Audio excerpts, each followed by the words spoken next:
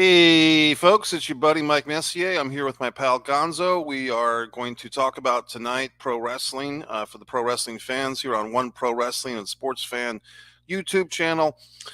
This is Mike Messier. I've got AEW clips on this channel. I've got my interview with Ox Baker. Brian Pillman Jr. makes an appearance. My interview with Bob Backlund, and basically 4 or 5 years of pro wrestling rants, interviews, and podcasts. And tonight, like I said, my buddy Gonzo is returning.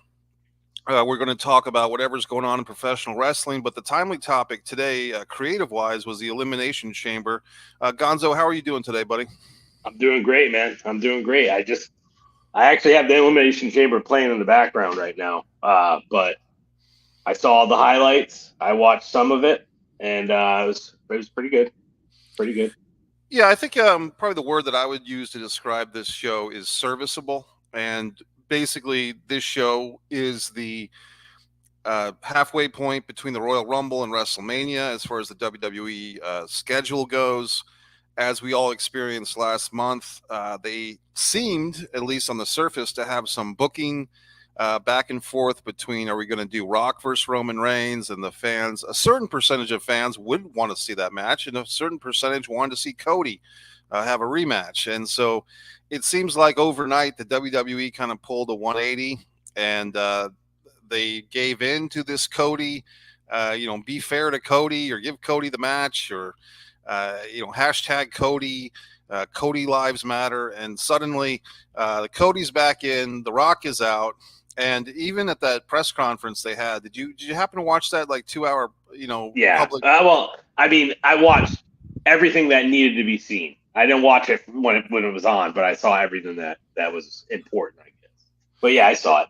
Yeah, and it was a good presentation, and probably the biggest compliment to them once again is that I heard that they were charging fans upwards of $2,000 to attend that thing. What? Yeah, apparently it included a meet and greet with Cody himself. So, oh God. So if the fans are paying, if someone's going to pay, then you charge, right? Yeah, for sure. Yeah. So I mean, but the big thing coming out of that was that basically, Rock was kind of putting over the importance of this match between him and Roman Reigns. And then Cody comes out and really goes against everything he had done the week earlier on SmackDown. And suddenly he is going to wrestle Roman Reigns at WrestleMania. And I think it was Meltzer or somebody was reporting that in the audience of that press conference, there were fans that were holding signs, we want Cody, and Cody's great, and Cody versus Roman. And it was Meltzer. According to Meltzer, all those signs had the same handwriting. Well, it's funny because I think I don't know if it was the Raw or the SmackDown after that press conference, and everybody in the crowd at that show had signs. And they actually had 3 different signs, but it was 3 different ones that all had the same handwriting amongst themselves. You know what I mean? It was clearly they fucking handed them out. It was so obvious. And which is kind of weird to me because, it seemed like, okay, Rock and Roman, and then not everybody, but a lot of people start crying about it, whatever. And it seemed like they just flipped right, so quickly, and just leaned right into the Cody thing. And it's kind of weird to try to figure out what actually happened there. You know what I mean? Some people think that this was all the plan. What's happened so far has been the plan. I've heard people say that, and I'm like, maybe, I don't know. I don't know, but it was just weird to see them flip like that because it looked like it's going to be The Rock and Roman, and if they did flip like that, either way, I feel like what they did at the press conference was good. You know what I mean? I enjoyed it. It felt more like a UFC press conference in a way, in some ways, not totally, but in some ways. And I think that's probably what they're trying to do. You know what I mean? Now that they're in the same company together, basically, they're going to be pulling things from each other that are going to help work for the other side. You know what I mean? And that felt more UFC press conference and I thought it was cool. I liked it. It was better than a lot of the shows. Let's put it that way. Yeah, it was different. It was unique. And yeah. Didn't they have that UFC guy come out and challenge McGregor on Raw? Didn't that happen a couple of days ago too? Yeah, it did. It did. So these two companies, as a matter of fact, while we're talking tonight, there is a UFC fight night thing going on in Mexico, and Yep. I've got to think that this morning the WWE is doing a big show out of Australia, the UFC is doing a big show out of Mexico. Obviously, those two shows were probably booked well in advance of the merger or shortly before the merger, anyway. But I don't think in years to come, Gonzo, if the WWE is going to go all the way to Australia, most likely the UFC will be there the night before, the night after. And, that's just smart business. If you're going to have two major combat sports who are owned by the same parent company, why not, double dip in some of these bigger markets? It doesn't mean to say that the WWE would do the exact same venue in a major market like Australia or Mexico or Las Vegas, but they could do another arena. They could do so many things. But just sticking with the WWE for now, and the in-ring action, I watched this show on tape delay. I kind of forgot about it, and then I woke up, and I was a good boy. I did not check the internet. I did not get spoiled, except I did see one little meme on Facebook that somebody had said something about Nia Jax being stiff and difficult, and I was wondering if she had hurt her opponent, Rhea Ripley. And I don't think she did, although Rhea, we'll get to that match in a little bit, but Rhea did seem to be either a little bit hurt in her match, legitimately, or just selling that she was hurt as part of the storyline of the match. But let's go by this thing one match at a time. Another interesting thing, Gonzo, is there wasn't a whole lot of matches on this show. No. I'm counting a grand total, including five matches, including the preview match. Here's an interesting stat and fact, and this, I don't know if this is a record or not, but of the five matches, guess what three of them have in common, Gonzo? Of the five matches, maybe the same time. No, I was going to say the same time, but I'm not sure. I have no idea. Three of the matches of the five matches on this show, and I don't know if this is a record for WWE, but three of them are women's matches. Oh, actually, okay. That's so obvious. I should have thought of that. Well, yeah. But with the exception of, it was called Evolution, I believe, 3 or 4 years ago. But has the WWE ever had, like, not to say a normal pay-per-view, but just a regular pay-per-view that's not strictly female? Have they ever had a pay-per-view which had male wrestlers and female wrestlers where more than half the card, in this case 60% of the card, 3 matches to 2, is female competitors? I don't know the answer to that. I don't know the answer either, but thinking about it, I think that it probably is a record. I can't remember any card where there was more female matches to male if it was both genders on the show.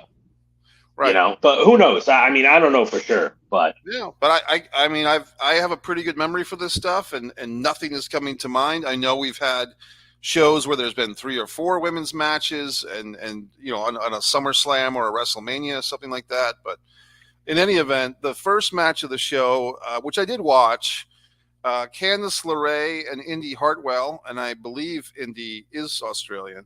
And I've seen her at the house shows for NXT. I think she's cute and attractive, and I think she's got a good gimmick. She's a good wrestler. I guess she kind of has been brought up to the main roster now, but it kind of seems like without a whole lot of fanfare, unless I've been missing something. I'm talking about Indy Hartwell. She had that storyline with, was it Dexter Loomis, where they were a couple? And I remember that. So she's popular, and going to these NXT house shows kind of keeps me in touch with what the young kids are thinking, and she's one of the people that people really like. Her and Candice LeRae, I think in real life, isn't she married or was with the thin guy, the small wrestler, the guy that's in the tag team with Ciampa? Oh, Gargano? I think she was. Yeah, I think she was.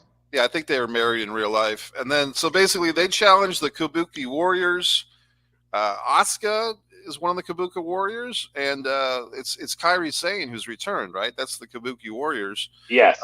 They're the women's tag team champions, and I was a little surprised, Gonzo. I mean, if I were the booker and knowing that the crowd is kind of, not to say doing you a favor, but people here in Australia haven't seen a live WWE show. I think they said in 7 years. I believe it's the first pay per view from Australia, unless I'm mistaken. I I don't know. think it is. Yeah. So I mean, and I'm thinking the other one I was thinking of is that Shawn Michaels Triple H versus Oh, Undertaker. Undertaker and Kane, Was right? was that? Yeah. Was that Saudi Arabia? Or was that New That was Saudi Zealand? Arabia. That was Saudi Arabia. Okay, I think around that time they did something somewhere else, like New Zealand or something. But in any event, um, like I think they had Triple H versus Undertaker, maybe in New Zealand, something like that. But in any Mm-hmm. event, this was a big show for these Australian people, Oh yeah. and maybe it's just old time thinking, But would it really have hurt to have the local girl Indy Hartwell go over and win the title with a tag team? Where, I mean, they could just flip it back on Raw 2 weeks from now. But what do you think about that? Why not? I feel like it would have been a good moment for the show. But the thing that I didn't see when she came out, I didn't see what kind of pop she got. Like I didn't see her entrance, so I don't know how much the crowd was actually behind her.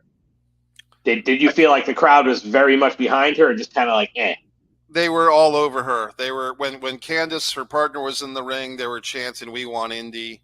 Oh, then they should, yeah, they should have had her win then, for when sure. when it, when they lost, when Candice was the one that took the pin, and when they did, they were still chanting for Indy Hartwell, and they were still chanting and everything. So if nothing else, I mean, she proved, if anyone was paying attention, and I'm sure they were, that she's over in Australia. I do feel that she's over in the States as well. And I'm telling you, Gonzo, at these NXT house shows, you see, especially for these young women wrestlers, the best of them, Roxanne Perez, they make this connection with the fans, because I think a lot of young girls, young female fans are really getting into wrestling. I hate to give them credit, but I give a lot of credit to the Bellas for their shows, Total Bellas and Total Divas, because I think that kind of started this little subsect of a subsect of young female wrestling fans who look up to these women wrestlers as their superheroes in a lot of ways. I mean, that's very interesting, and there's no reason to think that that's not the case, because it's no different than us. Like when I was a kid, Hulk Hogan and like Ultimate Warrior were like my superheroes. You know what I mean?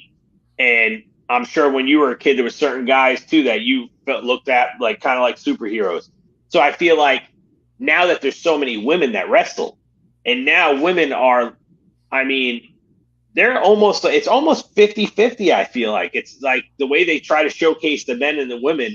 It's not always 50-50, but I feel like they put a lot of women on there. Like in this pay-per-view is a perfect example, with 3 matches being women out of 5.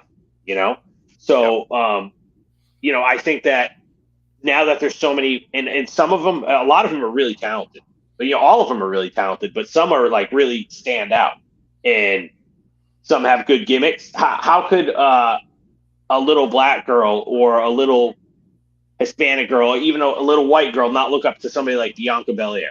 You know what I mean? Like, she has a cool gimmick. She got the hair thing. She has a good attitude. She's a hell of an athlete. And so, I mean, that's cool. That's cool that females and little girls now can look up to, a female wrestler, or women can get more into wrestling because they just like watching the women wrestle. That's cool.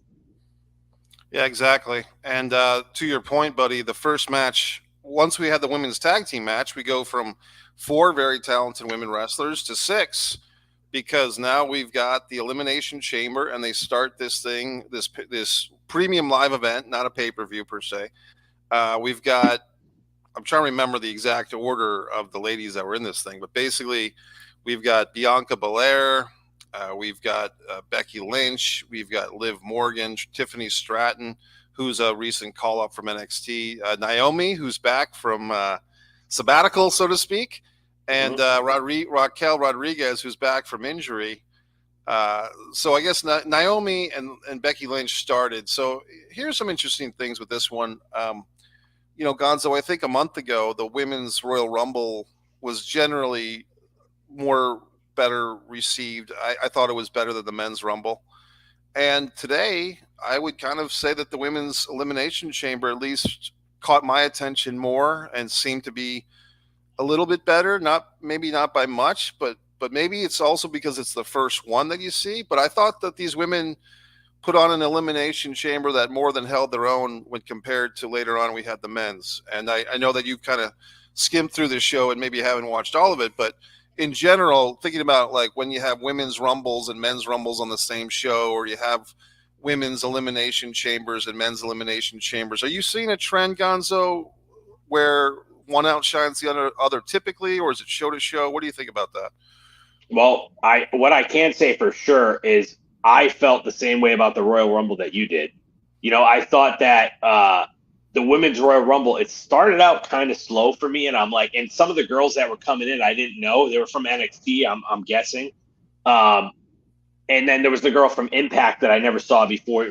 Jordan, was her name Jordan Grace? Is that her name? Yeah, it's Jordan Grace. Yeah, she was incredible. But so I felt like that started out, steady, maybe a little bit slow, but then like once they got to like 12 to 15 girls in, I felt like that thing just picked up, and it was stellar until the end. Like it was really good. What Jade Cargill got a huge pop when she came out.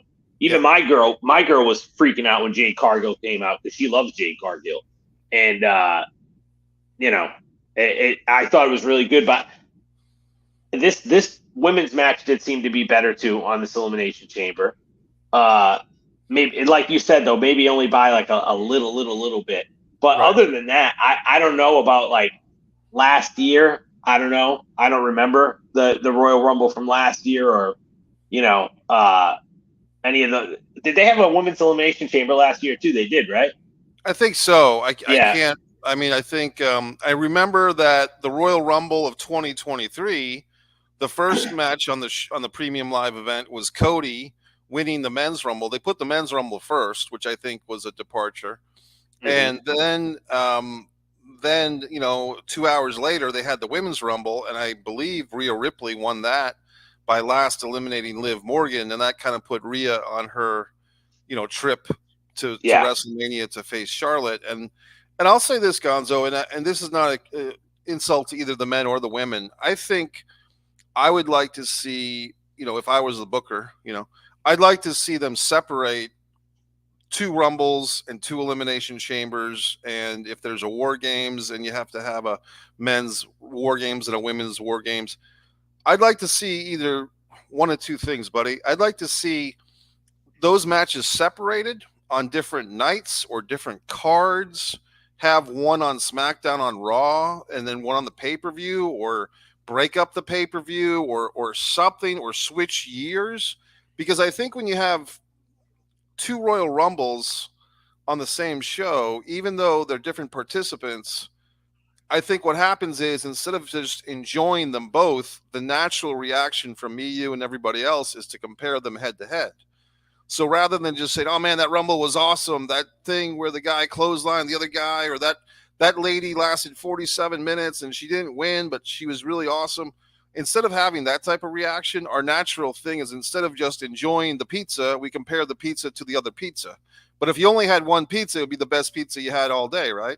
But if you had if you had 2 pizzas, now you're comparing them. And I just think human nature is like that. And I mean, with WrestleMania, you have kind of that built-in solution because you have 2 nights.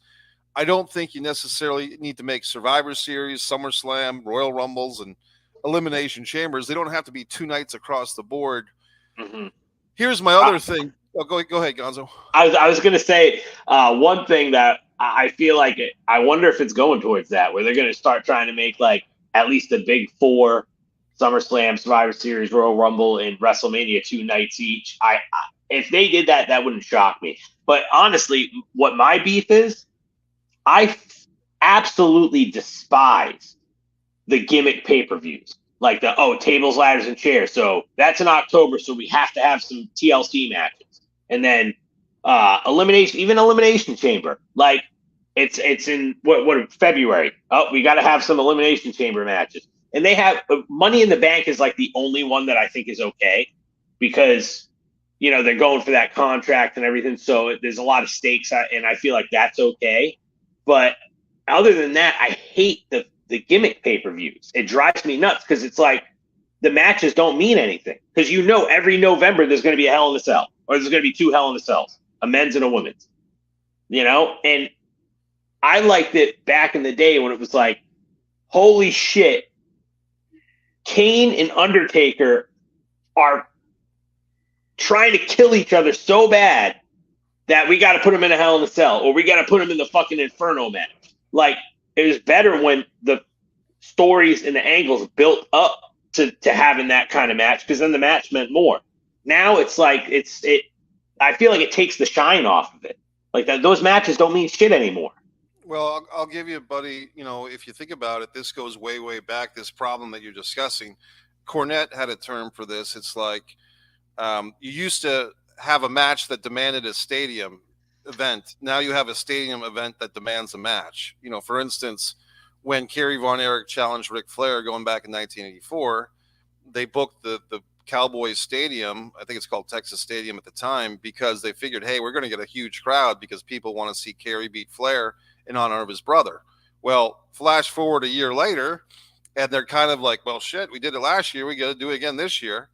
And so now it's like, well, do we just put Kerry back in there for a rematch? And the decision was, well, let's put Kevin in this time. And I think they had 5 or 6 or 7 less thousand people the second time in 85. And by the time they got to 86, that number was down to 21,000. And in a different way, the WWE doesn't have quite that problem because they have so much marketing and infrastructure going their way. But I'm going to go back to WCW, buddy. WCW, they had this Horseman, Dusty, Road Warriors, Nikita Koloff, Paul Ellering, J.J. Dillon feud going on for 2 or 3 years. 85, 86, summer of 87 comes, and we're going to have the War Games. Now, back then, that was, an arena show in the Omni, and then I think at the end of the month, they had a second one in Florida, and those came out on VHS, going way back when, right? But to your point, it was this thing had built up for 2 or 3 years, this mega feud with all these top guys, the Road Warriors, Dusty, Nikita, and the Horsemen.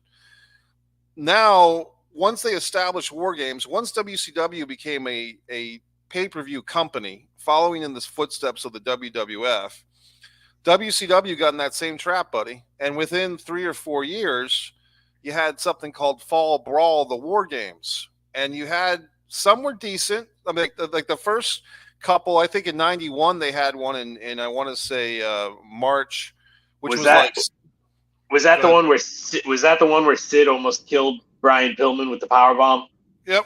That's the one, buddy. Yep. Yeah. So you had Sid, Larry Zbyszko substituting for Arn Anderson, Ric Flair, and Barry Windham, a 4-man War Games team against Sting, the Steiners, and Brian Pillman. And Pillman legitimately got knocked out. It was the first time that a heel team ever won a War Games. And my point is, but then take a look at something like War Games 93. It's a mess. That's the one where the Shockmaster fell through the wall. And, horrible.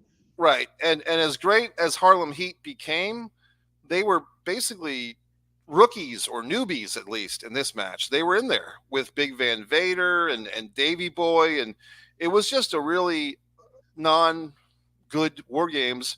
And I think that the next year they had one that was almost as bad. They had Dusty Rhodes coming out of retirement at like age 55 to team with his son and the Nasty Boys, a really hodgepodge team of Dusty, Dustin, and the Nasty Boys against the Colonel Rob Parker, I think Meng, Arn Anderson, and Bunkhouse Buck. So I think, not to cut you off, but I think that you're saying that the one you're talking about was 94. I think 95 was when they had the Dungeon of Doom, where it was like Brutus Beefcake playing the Zodiac guy, and John Tenta was the Shark, and then they had the Mummy. Remember that? Wasn't that War Games 95? Yeah, good memory. Good memory. And that was out of Asheville, North Carolina, and that was the main event. And Luger actually substituted for Vader because around that time, that's when Vader had his fight with Paul Orndorff, and Luger came over to Nitro, and it was almost like an unofficial swap of Vader to WWF for Luger to WCW. The coolest thing about that match was Luger and all those guys wearing the camouflage face paint was kind of cool. I remember that. Yeah, that was pretty cool, actually. That was cool back then. The other good thing about that show, and I have been to that Asheville arena in North Carolina. It's a really nice, intimate little venue. Arn Anderson and Ric Flair had a match on that show, and Brian Pillman fought Johnny B. Bad on that show, which was a really great match for both of those guys. I don't remember those. Yeah, those I don't remember. Yeah, so for fans looking to watch some old school stuff, go to Fall Brawl '95 and look for those matches.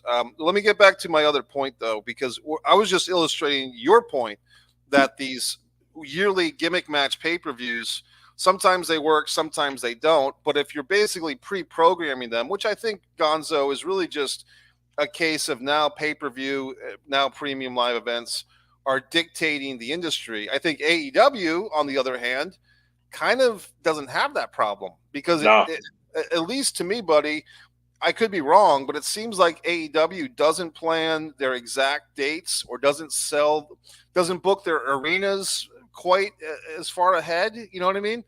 Mm-hmm. And so they have it seems to me, I could be wrong, but it seems like Tony Khan and AEW have more freedom just because they're not locking into these things so far in advance.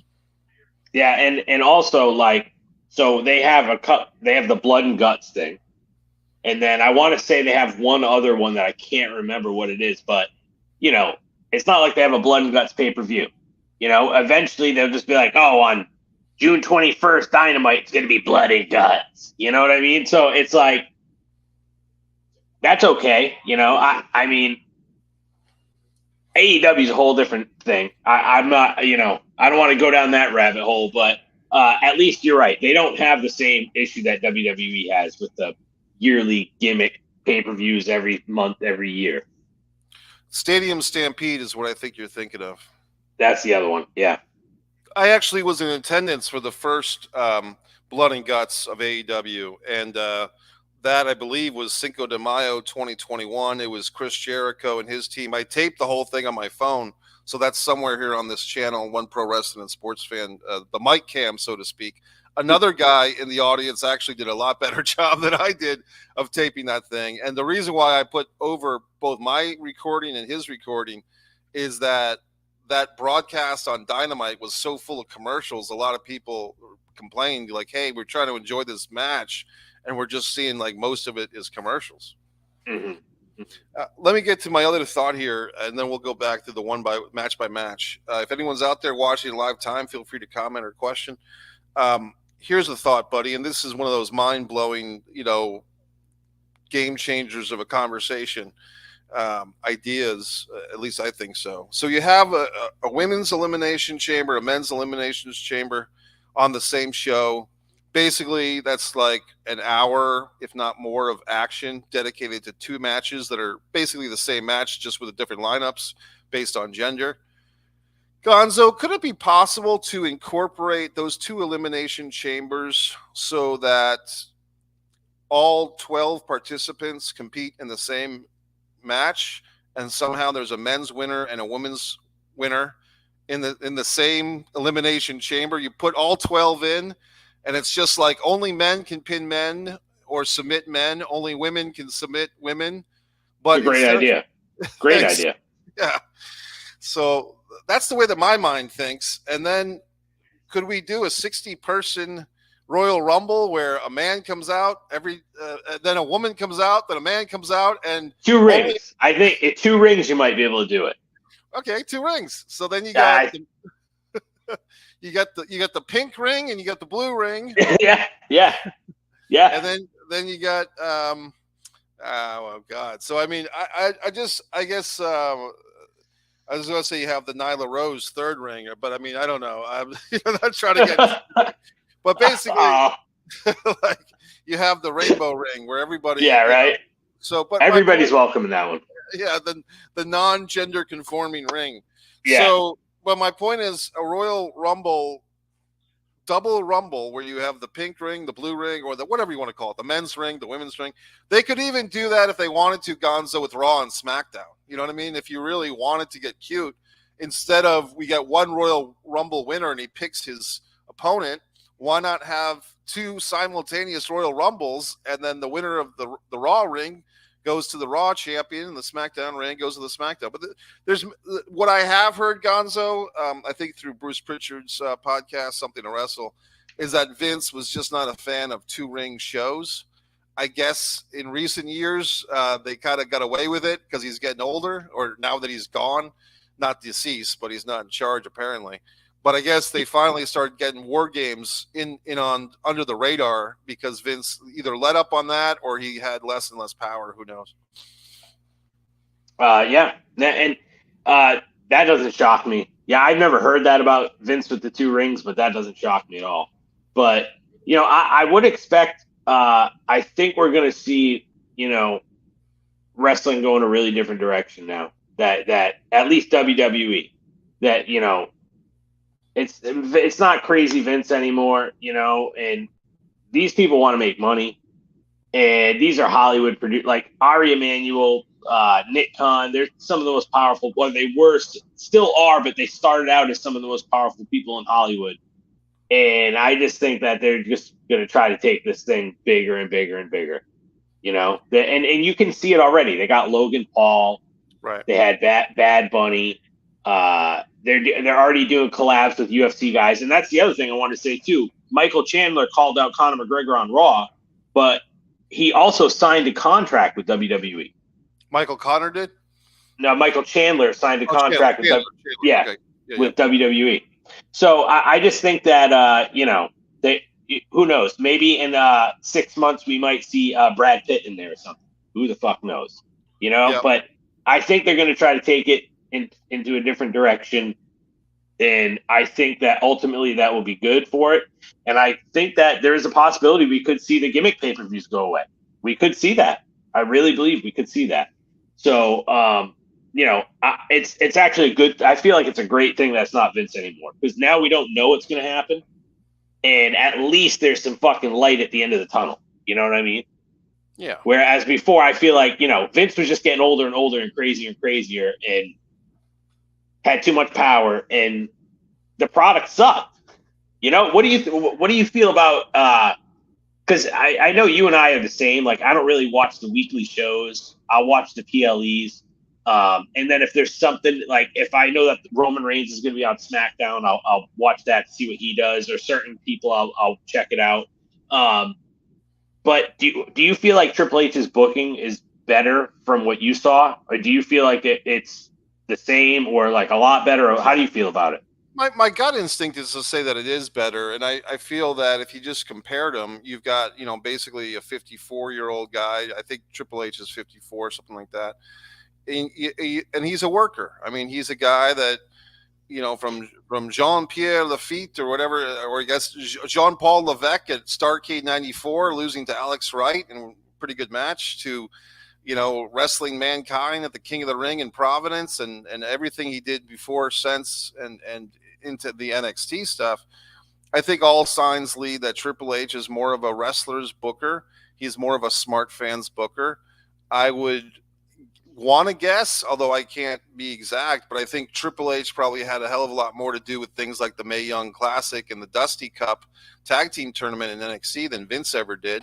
From what I understand, in the golden years of NXT, which I kind of missed out on, like the 2014 to 2018 NXT, Triple H was very involved, and Vince was not. And I think a lot of fans at that time were always telling me, Gonzo, Mike, you got to watch NXT. Why are you watching the main roster when you should be watching NXT? And I was very resistant to that, because my style of old school thinking is, if these younger people, these younger wrestlers are on NXT, and the idea is for them to get called up to the main roster, it seemed so problematic and nonsensical for me that the main roster shows were so abhorrent compared to the NXT. But apparently that's how a lot of people thought of it, and they cite things like Bayley versus Sasha Banks for 30 minutes, and William Regal, and Sami Zayn, Kevin Owens, that's another one.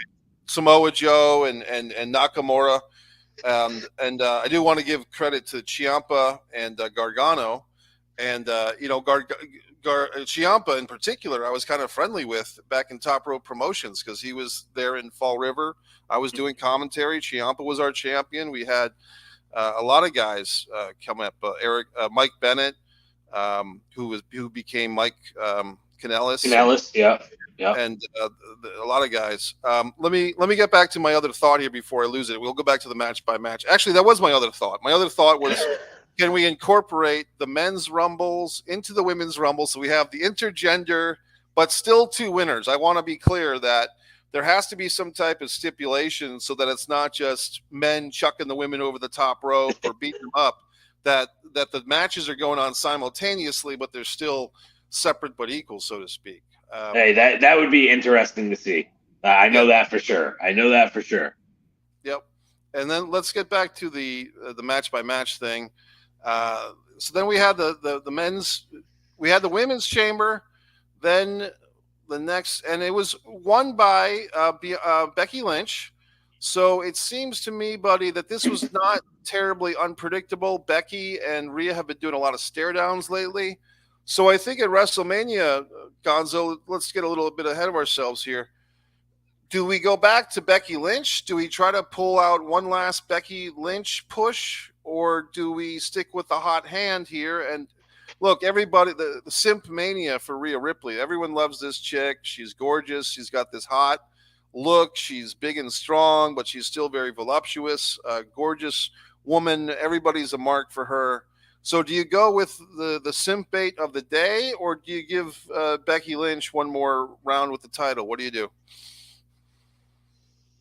I really feel like it all depends on what they do for the next 2 months or a month and a half or whatever it is until WrestleMania, because it's like if they, I think either thing can work. Like, let's just say that. I think either thing can work. Rhea Ripley's been the champion for a year. You know what I'm saying? So it's not like she was the champion for 3 months and you're going to take it off her. She's been the champion for a year. So I think either thing could work. And I feel like it depends on how they book it and what they want to do. But if the crowd really gets behind Becky, if they can really get her, who knows, maybe her and Rhea Ripley get into a brawl and she bust her face open again. And then all of a sudden we're back in 2019 or whatever when she became the man or whatever. So, I think either thing could work. If the fans really got behind Becky, like hardcore, if they booked it that way, then why not put it on her? But also Rhea Ripley, it couldn't hurt for her to keep the belt either, because she hasn't. That's the thing with her, is like I feel like she hasn't cooled down. Like she won it a year ago, and she's like just getting hotter and hotter throughout the and it's almost a year later, so. Either thing could work. It might be fucking foolish to take it off of her. It might even be foolish to take it off of her. It's tough to say, I think. I think there's also a case to be made that they could have Rhea lose to Becky and not necessarily take away all of Rhea Ripley's heat. It's just a matter of telling a good story and making it so that we want to see these two women back at it on the next show and then the next show, and maybe there's some obstacles or Becky goes into real prima donna mode, and so they push it back to SummerSlam or whatever. But I do feel like it doesn't necessarily kill a character to have them lose a title or lose a match. It's really the way that it's done, Yeah, for sure. And that's the thing. That's the other part of it. Even if they took the belt off Rhea, I don't think that it would even hurt her because of how over she's gotten. Like the belt isn't what got her over. You know what I mean? She won the belt. She was already getting over. And I feel like the belt, whether she had the belt or not, she would still be exactly where she is right now, as far as how much the fans are behind her. That's what I think. So I feel like in that case, it probably wouldn't even hurt her if they took the belt off her, as far as how much the fans are behind her. Yeah. So a few other storylines didn't happen because of this. Liv Morgan is not going to get her big match with Rhea Ripley. I'm drawing a blank. Has Bianca Belair challenged Rhea Ripley or vice versa? Have we seen that dream match? Or I don't recall it. I don't know. I'm not sure, but I don't recall it. I think that's the one that if that happens at SummerSlam or whenever, I guess if I were on WWE Creative, I'd push for that as soon as possible, and not to be sexist, but the truth is, before either one of these ladies, if they have a decision to have a family, to basically have children, you'd probably want to have that match before that occurs, because then they're off the shelf for 2 years in Becky Lynch's case. So I would push. Sense. Yeah, I'd push for that sooner than later. And then the next match, buddy, this is what Angry Mike is going to come out, old school angry wrestling fan. Judgment Day with no E, champions. And I was wondering, are they the Raw champions, the SmackDown champions? They're the unified champions. Okay, good enough. They had two sets of belts, a red set and a blue set, against the New Catch Republic. Pete, Don't Call Me Butch Dunn, and Tyler Bate, who I think has a nickname that I'm going to take issue with. I think they call him the Big Strong Boy. Yeah, And something like that. I mean, here's my thing, man. And I've seen this guy in person in NXT shows. Nothing wrong with Tyler Bate. He's fine. But is that a reflection of his generation that Tyler Bate is look, I'll say he's strong. I'll say he's a boy. I won't say that he's big. You know, in this generation of millennial fucks, I mean, maybe he's big, or post generation. I don't know. But he's not big. I mean, that's like saying the Young Bucks are physically intimidating. I mean, like he's not big. No, he's not big. And I don't know if they're making fun of him or I don't know, because it's hard to say. But the Damian, he wasn't the problem for me in this match. The problem was Damian Priest, I think, is a lousy worker. I think he's got a kind of a cool look. But he reminds me, he's the WWE's answer to Luchasaurus. He's just not good at wrestling. And there's a moment in this thing that I actually videotaped with my phone, and I can send you the link later, Gonzo. But basically, somebody's ducking. It might have been Tyler, and Damian runs into the turn post, and he does one of those gimmicks where you're supposed to jump, like you're supposed to act like your head hit the turn post. But bro, he totally misses the fucking turn post. Bro, you told me, before we came on, you said fucking Damian Priest, and what would you say? I have no regard for that guy. Yeah. And I'm thinking to myself, I'm like, I like Damian Priest is one of the guys that I've liked, and I'm like, I wonder what he doesn't like about him or didn't like about the match. So when I put it on, I saw that fucking part that you're describing. And I was like, oh, that might be one of the things right there, because that was weak. That his head was this far away from the fucking turnbuckle. It was weak. Yeah, and compare that to Kurt Hennig, 1990 Royal Rumble. I just watched this match a month ago. So Hogan, does the old jet thing, and Hennig sells that so fucking well. He was a master at that. Hennig was a master at that. Yeah. That to him was Bret Hart getting thrown into the turnbuckles, right, in the corner. Yeah, exactly. Yeah.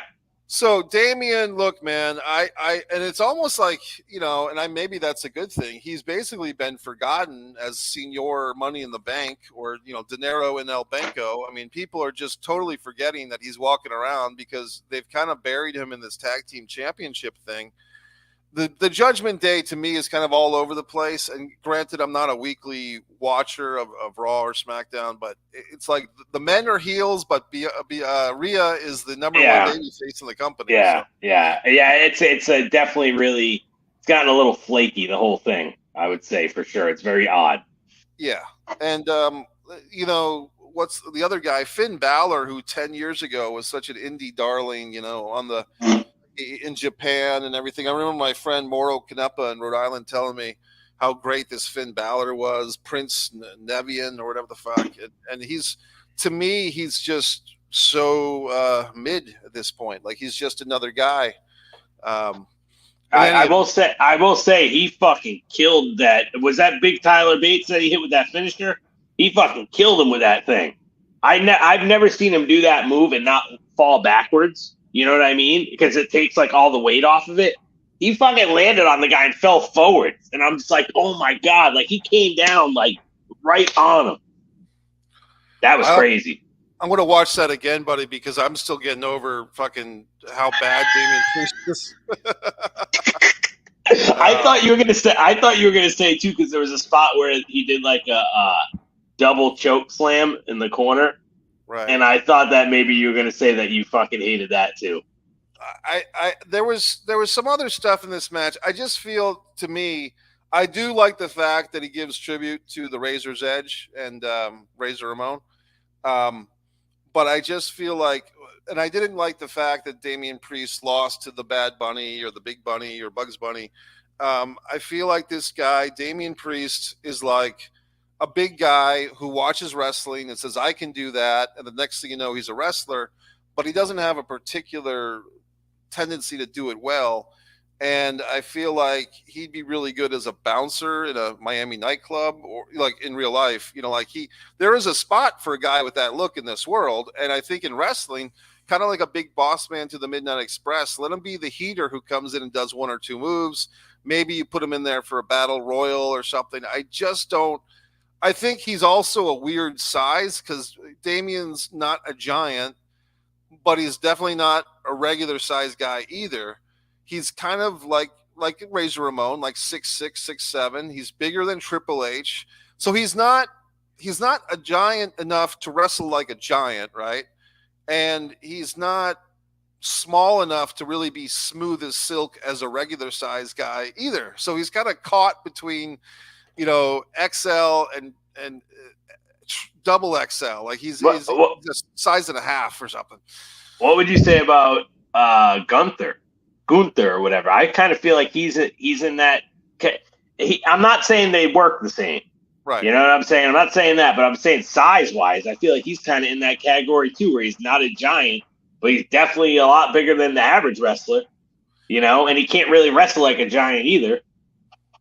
I think the difference is Gunther's just more naturally skilled at wrestling. That's all. I would agree with that. Agree with that. And look, I mean, and that's one thing that I would even criticize myself, buddy, because it's like, what does naturally skilled at wrestling mean? Like, how can you be skilled at something that is whatever you want it to be? And, with it's predetermined and all this stuff that we know. And it's aesthetics. Really, it's aesthetic stuff. That's all it is. Yeah. I mean, when people say who's the best technical wrestler, now I'm like, what does that even mean? Because you can say that Dean Malenko is a technical wrestler, but where is this book of technical pro wrestling moves? It doesn't exist. You know what I mean? I look at it like, because there's looking at them, as a whole with, all the character, the promos, the wrestling, all of it together as a whole, or there's just looking at them, how they wrestle in the ring. That's kind of how I look at it, either just in the ring or everything all together, and yeah, technical wrestler. I don't really know what that necessarily means. We've got about 11 minutes left, buddy, just so you know. Our next match, and we're getting the match, like I said, 5 matches, including the pre-show match. Bobby Lashley versus Drew McIntyre versus Kevin Owens versus LA Light versus Logan Paul versus Randy Orton. WWE World Heavyweight Championship #1 Contenders Elimination Chamber match. As I was reading that, buddy, I had a flashback to the first couple of Elimination Chamber matches. It's interesting. This thing is over 20 years old. But those first 2 I thought were really great. Do you recall those Shawn Michaels and the Goldbergs? Yep. How do you feel, just before we get into this one, how would you compare those early Elimination Chambers to the ones we see these days? I feel like those other ones were just a lot more vicious. You know what I mean? Those looked, like these guys were really fucking laying it in on each other, but pretty much on everything. And the actual structure was way more brutal. There was no padding or anything. I remember like they were getting thrown over the top rope and landing on that platform thing. And I'm like, damn, dude, like that's solid steel like that they're landing on. So I feel like they were more brutal, and you just had more larger than life guys back then. I feel like in there, Goldberg, Shawn Michaels, Triple H, like all these, huge fucking stars that are still stars today. You know what I mean?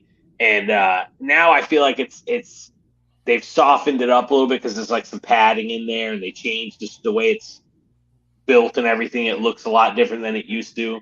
But I mean, I can't take anything away from what they actually do in the matches now, because I feel like all of them fucking lay it out on the line still, But those other ones were vicious, those older ones. No blood in these ones too. And the thing that I would say, buddy, is an overall thing is just the Elimination Chambers, like you said, back then, 2002, 2003, they were more about the viciousness, and now it feels like they're more about the stunt work, and going back to Tiffany Stratton, in this one this year, with it was a really, Jim Ross complains about it when a wrestler jumps and 5 wrestlers stand like bowling pins to catch him. But in this particular situation, I'll give Tiffany Stratton a lot of credit. She pulled it off really well. Let's take a look at this men's elimination chamber. It was kind of interesting, Gonzo, because I think they did do a kind of a nice old school way of transitioning a feud. Basically, they kind of transitioned Logan Paul from feuding with Kevin Owens into feuding with Randy Orton, using this brass knuckles to basically cost Orton the match. And before that, Orton had eliminated Logan. So I think creatively, one good thing about something like this elimination chamber is you can do that. You can kind of seemingly less, or whatever the word is, go from the Kevin Owens feud with Logan to Logan versus Randy Orton, and most likely we'll see Randy versus Logan at WrestleMania, and Kevin Owens has got to find something else to do. But overall, buddy, and our winner, which was kind of predictable, which is fine. Drew McIntyre wins this, so he gets to face Seth. They already put the lower third on. What did you think of Drew winning this elimination chamber to face Seth? I think, I mean, honestly, like, I feel like, they put a lot of they put all really good people in this particular match, I feel like. And I think that Drew McIntyre needs to win a title. You know what I mean? Like, I know he won the title during the COVID era, but he needs to win a title when it's normal, when there's a crowd and everything like it is now. And, I think that he's one of the best people that they have. I really enjoy his heel promos, and his matches are good. I like him. I think he's awesome. And he looks realistic. Like, I wouldn't fuck with that guy. You're not going to fuck with that guy, So I was cool with that. I don't know how I feel about AJ Styles screwing over LA Knight. I'm not sure how that makes sense. I kind of feel like it might be one of those things where AJ Styles is going to be like, well, he took my spot in the match. So he can't win. Which I feel like if they do that, it might be kind of weak. I hope they have something better than just that. Yeah, it did feel like just another convoluted way to get to a WrestleMania match that has some importance, but not a whole lot. Like, basically, we got this guy, LA Knight, that's hot, but, stand in line behind Cody and Sami Zayn and everybody else, LA Knight. And in the meantime, we got to have you do something. So our best all-around worker in the company is probably AJ Styles. So we throw you in there with him and get a good match for you. And I think LA Knight and AJ Styles in his own way are such good storytellers that I think they'll be fine. We were down to about 7 minutes. Now we get to Nia Jax versus Rhea Ripley. Let's not hang on this one too much, but I do want to say there was a moment early in the match where I was wondering, did fucking, Nia Jax hurt someone else again? She did kind of the butt drop thing, and it looked like she kind of squished on Rhea's ribs. And I was wondering, is Rhea really hurt? And the rest of the match, buddy, was, to me at least, watching it just one time, it felt like 80% Nia Jax was dominating, and basically Rhea kind of gets a few moves in at the end and gets the pin.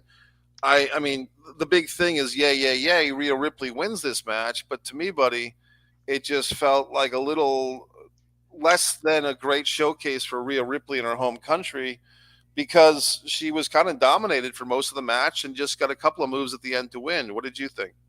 I would agree with that. Why not make her look a little bit better in her home country or whatever? Unless they were trying to, I feel like with the way that they are, maybe they were really trying to somehow make her feel like an underdog to them, that she was an underdog, came back and won. But I don't know. I feel like I don't think they're doing anything with Nia Jax and Rhea Ripley going forward, or not much at all, obviously, because now it looks like it's going to be Becky and Rhea Ripley at WrestleMania. So I feel like, you could have made her not take such a fucking beating from Nia Jax.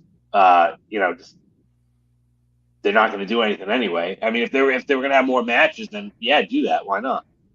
But there's like a one-off match. I think so. I'd like to think so, but you got to remember, I think Nia is first cousins with The Rock, so it seems like Nia Jax always gets a little bit of favoritism, or they look the other way when it comes to her lack of technical, of just safety, you know. But I could see this is a real old school reference when Bruno Sammartino and Pedro Morales wrestled in the Chase Stadium. George the Animal Steel came out in the middle of the match and had to be dragged away by security. So when you have kind of like a babyface versus babyface thing, it seems like the WWE traditionally throw in a heel in the mix just to kind of spice things up and have like a looming threat of a heel in the shadows. So I'm comparing Nia Jax to George the Animal Steel in 1975, folks. I mean, hey, that would work though. I mean, that would work in this situation, you know? Yeah, yeah. And funny, buddy, we're running out of time. We only got like 3 minutes left. But the thing that I really wanted to get to, which I will now, but I wish we'll maybe have to say this for the next time, is I feel like the guy that's kind of being phased out of WrestleMania that I thought was going to be the big fucking deal this year at WrestleMania 40 in Philadelphia. And to answer your question, why did they switch gears, or did they switch gears? I think they switched gears because The Rock does not want to be booed at WrestleMania, because even when the casual wrestling fans, like the once a year wrestling fans, like the once a year Super Bowl fans that come out, I think that The Rock doesn't want to go into the ring with his cousin Roman Reigns and have people booing and shitting and cheering for Cody. And The Rock has to explain to his international film partners why he's the number one box office guy in the world, but people are booing him out of Philadelphia in his home country. And I feel that The Rock said, you know what, the hell with it. If they don't want me, if this amount of fans, you know, whether it's 80%, 90%, or 50%, if this percentage of the fans are going to shit on me versus my cousin Roman Reigns, I don't need you guys. I don't need to wrestle. I can still be on the board. I can still take a big paycheck and get all my copyrights back. But why would The Rock want to wrestle under those circumstances? So I personally think, Gonzo, it was supposed to be The Rock as babyface versus Roman. I feel once they got that initial feedback on Twitter and everything else, they pulled an overnighter. They switched gears real quick. Rock didn't wrestle today in Australia, and it doesn't look like, unless something drastic happens, he's not going to be at Mania. What do you think about this? I don't know what they're gonna do, man. I honestly, I'm kind of glad, because this is feels like way less predictable than it has felt in a long time. But I have seen a lot of people online say, "Oh, well, it looks like they're setting up, off that Grayson Waller effect that they had. They're trying to set up Cody and Seth versus Rock and Roman night one of WrestleMania." And I thought about it, and I'm like, man, if they did that I feel like that wouldn't be a bad move, because then you could still have those guys on night two. I can't think that would necessarily be a bad move. It could add a lot to it, a lot of different avenues for storytelling by doing that. And then also, if let's say Cody and Roman are both beat up from the match the night before, that adds so much more to the second match, the night two match, because now you can just play off of that, and there's so many different ways that you can play that because they're both beat up. So I mean, if they do something like that, I'm totally cool with it. But I don't know. That's the thing. I don't know. Yeah, and it would be interesting, because it's just so it's interesting how things change. Back in the day, Ric Flair is literally wrestling 8 times a week. 55 minutes versus Nikita Koloff in Baltimore, and then hops on a plane to Philadelphia to do the same thing with Nikita at night. I mean, those are real stories, folks. Flair and Steamboat wrestled, twice in a day in the Capitol Center in Baltimore, I think. And so it's just what the wrestlers did in the 80s and the 70s and the 90s. These guys, Roman Reigns wrestling 10 times a year, whatever it is, would he be up for doing 2 matches back to back? He's physically capable. I'd like to see him do it. Hey, buddy, we got to wrap things up. I'm going to give you, go ahead and say anything you want in the next 25, 30 seconds. Just follow me on Twitter, Gonzo at Gonzo Shark 1, and follow me on Instagram at the Gonzo Shark. That's it. Yep. And Gonzo, man, thanks for doing this. This was last minute. Me and my buddy Jimmy Faluca have got a very special, very different sports take coming up. That's coming up. I've been working on that for literally years, but Jimmy's going to help me with that presentation. One Pro Wrestling and Sports Fan YouTube channel. Tons of stuff on this channel, folks. Clips, stuff you won't see anywhere else. Thanks for checking us out. Mike and Gonzo. Thank you, guys. Thanks.